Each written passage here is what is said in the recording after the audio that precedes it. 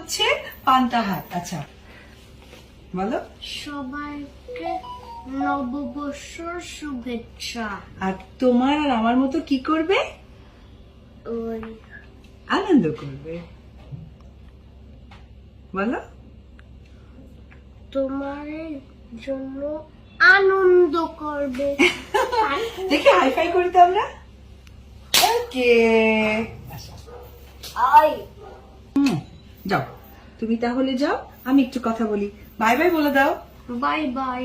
যাও।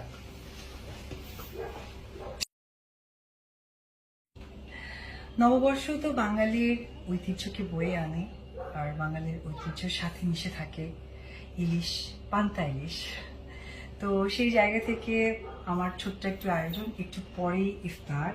তো আমার কাছে মনে হয় যে আজকে ইফতারটা যদি এইভাবে সাজানো যায়, সে চিন্তা করি আমি আসলে